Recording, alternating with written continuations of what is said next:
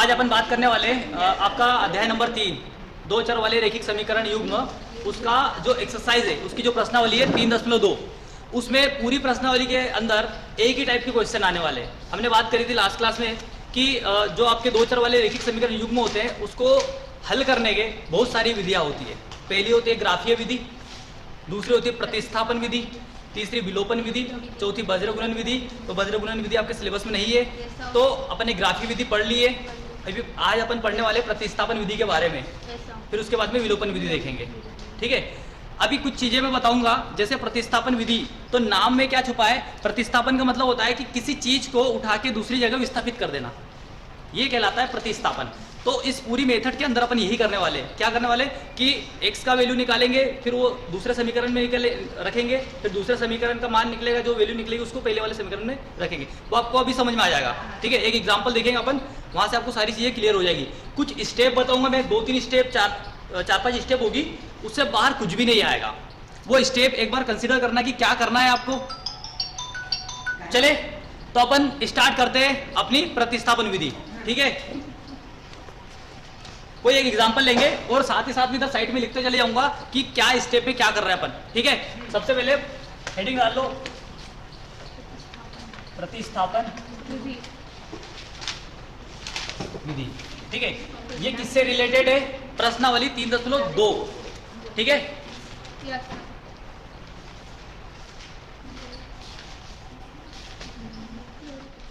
आपको प्रश्नावली 3.1 में एक सवाल दिया हुआ है। पहला वाला सवाल लेते हैं। वहां पे बोला गया है कि निम्नलिखित जो समीकरण है उनको प्रतिस्थापन विधि से हल करो। ठीक है, तो एक समीकरण को अपन हल करते हैं और सारी चीजें उसकी जो बारीकियां होगी, मतलब कुल मिला के अपन सिर्फ मेथड को समझ रहे हैं इस प्रश्न के अंदर, और फिर जो सारे क्वेश्चन होंगे उस आधार पर ही करेंगे अपन। ठीक है, तो पहला सवाल आपको है x प्लस वाई बराबर 14, और आगे x ऋण y बराबर 4। x ऋण y बराबर 4। ये दो आपको समीकरण दिए हुए हैं। ठीक है, पहला क्वेश्चन है, पहले क्वेश्चन में आपको दो समीकरण दिए हुए हैं। देखो, सबसे पहला जो स्टेप होता है इसमें, पहला स्टेप होगा कि यहाँ पे अगर समीकरण सरल रूप में दिए हुए हैं तो ठीक, नहीं तो अपन समीकरणों को सरल करेंगे। ठीक है, यहाँ पे अपने को बहुत ही सिंप्लीफाई वे में दिए हुए समीकरण ऑलरेडी, तो यहाँ पे सरल करने की जरूरत नहीं है। तो मैं यहाँ पे कुछ पॉइंट लिखते जाता हूँ। ठीक है, वहां से देखेंगे। तो सबसे पहले समीकरण को सरल करना। ठीक है, चूंकि समीकरण पहले से ही सरल है तो यहाँ पे और ज्यादा सरल नहीं करना पड़ेगा अपने को, है ना, सिंपल है वो। तो दूसरा स्टेप क्या होता है यहाँ पे? दूसरा स्टेप यहाँ पे देखेंगे कि दोनों समीकरणों में से जो भी आपको सरल वाला, मतलब आसान, जिसमें कैलकुलेशन कम करना पड़े, ऐसा समीकरण दिख जाएगा। ठीक है, जैसे यहाँ पे नंबर जिसके ज्यादा है वो थोड़ा कठिन होगा, मतलब उनका गुना भाग करना कठिन होता है कंपेरेटिवली। जिसके नंबर छोटे होते हैं, जैसे जहाँ पे 1, 2, 3, 4 ऐसी संख्या होती है, वहां पे उनका गुना भाग करना आसान होता है। तो आपको यहाँ पे दो में से कोई एक समीकरण को चुनना होगा। किस लिए चुनना होगा अभी मैं बताता हूँ। ठीक है, तो इसको समीकरण नंबर सबसे पहले 1 दे दो, इसको समीकरण नंबर 2 दे दो। तो यहाँ पे सबसे पहले क्या करना है? दूसरा स्टेप में किसी आसान समीकरण को चुने। ठीक है, तो मेरे हिसाब से मुझे यहाँ पे जो समीकरण नंबर 2 है वो आसान लग रहा है, तो मैं यहाँ पे समीकरण 2 को चुन सकता हूँ। तो यहाँ पे क्या करना है आपको? सॉल्यूशन हल समीकरण 2 से। समीकरण 2 लेना है आपको। क्या है समीकरण 2? x माइनस वाई बराबर से 4। अब यहाँ पे या तो x का मान निकाल लो या तो y का मान निकाल लो। ये समीकरण चुनते हैं इसीलिए कि यहाँ से किसी एक का मान निकालेंगे अपन। तो यहाँ से अपन x का मान निकाल लेते हैं। मैं फिर बोल रहा हूँ, समीकरण में से आप x का भी निकाल सकते हो और y का भी निकाल सकते हो, जो आपको सुटेबल लगे, जो आपको अच्छा लगे। ठीक है, तो हम यहाँ से x का मान निकालते हैं। x का मान, जिसका मान निकालेंगे वो यहीं पे रहेगा, और बाकी जो दूसरा है उसका पक्षांतर कर देंगे। तो पक्षांतर जो ऋण का होगा तो उसका चिन्ह बदल के धन का हो जाएगा। ठीक है, तो यहाँ पे मैं अगर इसको पक्षांतर करता हूँ तो y का इधर जाएगा तो प्लस का y हो जाएगा। ठीक है, अभी यहाँ पे x के रूप में, मतलब x का समीकरण निकाल लिया y के रूप में। ठीक है, मतलब यहाँ पे x को क्या लिख सकते हैं अपन? 4 धन y। क्लियर है क्या? ठीक है, अभी मैंने इसको ब्रैकेट के अंदर डाल दिया है। लगे तो आप इसको भी समीकरण नाम दे सकते हो, नहीं तो यहाँ पे समझ में आ रहा है ना x का मान है यहाँ पे। ठीक है, अब तीसरे स्टेप में क्या करना है? जो बचा हुआ समीकरण है मेरे पास, जैसे समीकरण 1 अपन ने चुन लिया है ना, तो जो बचा हुआ समीकरण कौन सा है? सॉरी समीकरण 2 अपन ने चुन लिया ना, बचा हुआ समीकरण समीकरण नंबर 1 है। तो यहाँ पे अपन y जो x है इसका मान रख देंगे, ठीक है। तो यहाँ पे तीसरा स्टेप अपन लिख सकते हैं, जो बचा हुआ समीकरण है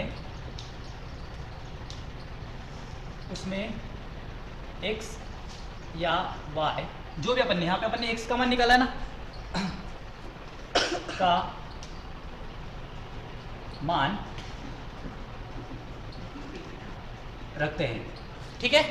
तो यहाँ पे जो x का वैल्यू है वो समीकरण 1 में रखेंगे। तो आपको यहाँ पे एक पॉइंट लिखना है, x का मान समीकरण 1 में रखने पर, जब आप x का समीकरण 1 यहाँ पे उतार देते क्या है, x धन y बराबर से 14। तो यहाँ पे मैं ये x का वैल्यू यहाँ पे पुट कर दूं, ठीक है।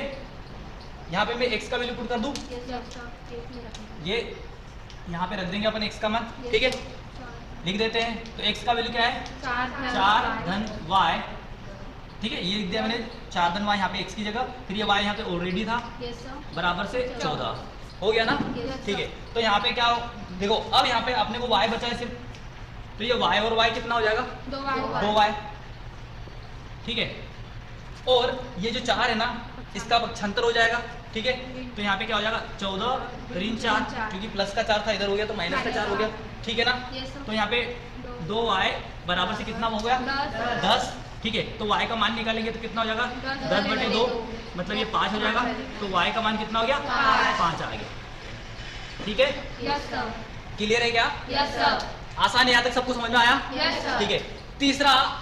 तीसरा जो भी स्टेप रहेगा अपना, ये चौथा स्टेप जो भी रहेगा वो क्या रहेगा, जो y का मान है ना वो डायरेक्ट अपन समीकरण 3 में रख देते हैं। इसको अपन ने समीकरण 3 मान लेना है, ठीक है।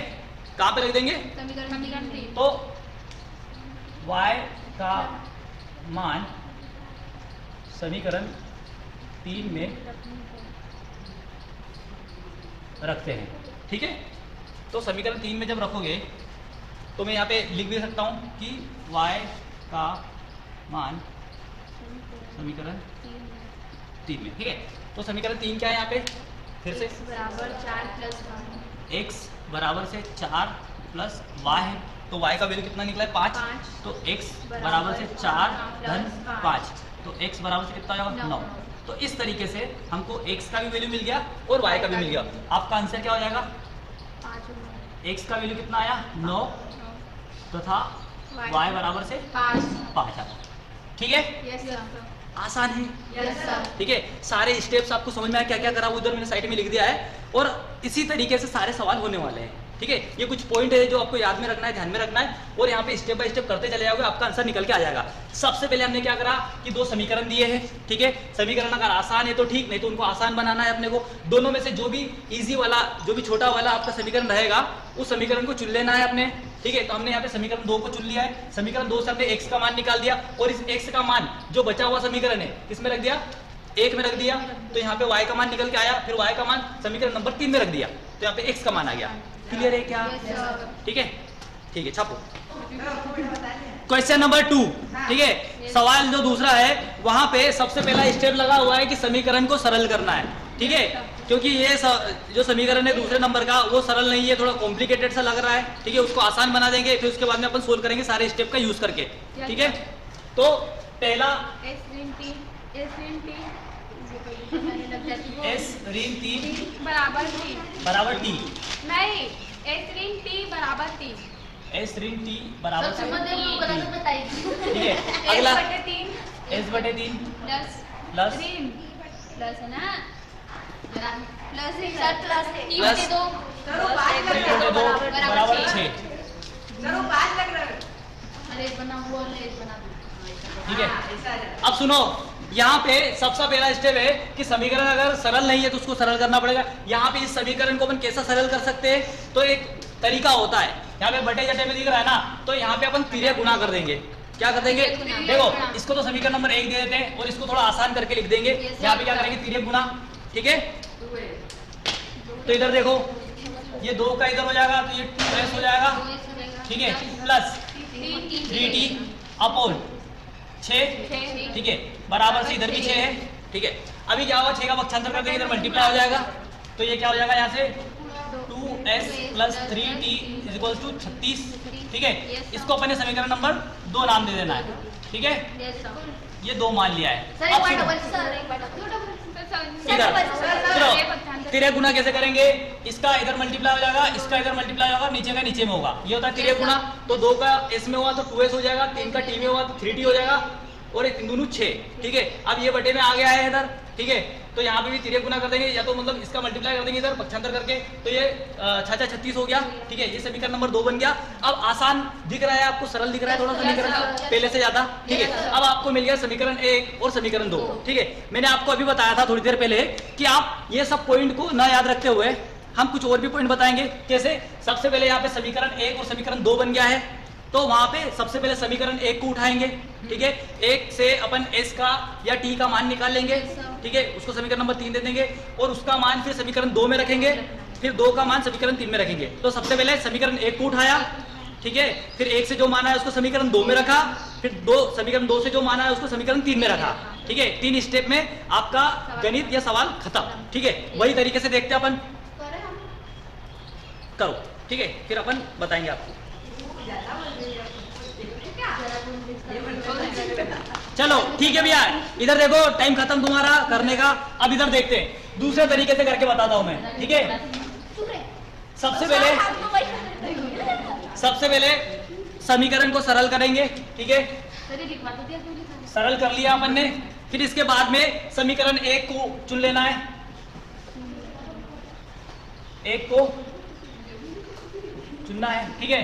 तो समीकरण 1 को उठाते अपन, समीकरण 1 है यहाँ पे, तो s हल करके लिखना है, s - t = 3, ठीक है। अब यहाँ पे t का पक्षांतर करोगे तो प्लस का t हो जाएगा, तो s बराबर से 3 धन t, ये हो गया।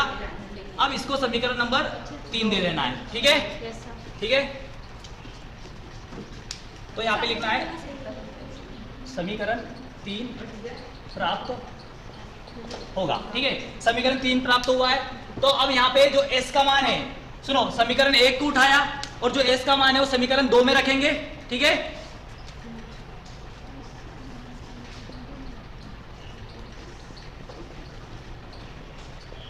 तो यहाँ पे जो s का वैल्यू है, तो यहाँ पे लिखना है s का मान समीकरण 2 में रखने पर, और यहाँ पे समीकरण 1 दिया था आपने, ठीक है। अब समीकरण 2 में जब मान को रखोगे आप, ये वैल्यू आपको यहाँ पे पुट करना है समीकरण 2 के अंदर। सुनो, समीकरण 2 क्या है यहाँ पे, इधर देखो, 2s + 3t = 36, ठीक है। अब यहाँ पे अपन को s का मान रख देना है, तो यहाँ पे 2 3 + t, ठीक है, ये s का मान रख दिया हमने, 3t बराबर से 36 हो गया। अब ब्रैकेट को सोल्व करेंगे अपन, ठीक है, तो ये 2 तिया 6 धन 2 में t का मल्टीप्लाई होगा तो 2t प्लस ये 3t बराबर से 36। अब देखो एक चीज ये कि जो समान चीजें वो जुड़ेगी, मतलब यहाँ पे t है और यहाँ पे भी t है, ये दोनों जुड़ जाएंगी, और 6 का अपन इधर पक्षांतर कर देंगे, ठीक है। तो यहाँ पे आगे देखते हैं अपन, तो यहाँ पे क्या हो जाएगा, देखो 6 धन 3 और 2 5t बराबर से 36। अब पक्षांतर कर देंगे, 6 का पक्षांतर हो जाएगा इधर, तो 5t बराबर से 36 3 6, ठीक है। अब यहाँ पे क्या हो जाएगा, 5t बराबर से 30, ठीक है। अब t का वैल्यू निकालेंगे। सुनो, यहाँ पे ये जो 5 है मल्टीप्लाई में गुना में, तो पक्षांतर करेंगे तो बटे में आ जाएगा, ठीक है। तो 30/5, तो ये 5 ही 30, तो t बराबर से कितना आया, 6 आ गया। तो यहाँ पे t का मान अपने को मिल गया है। अब सुनो, समीकरण 1 भी हो गया, 2 भी हो गया। अब जो t का मान है वो समीकरण 3 में रखेंगे, ठीक है।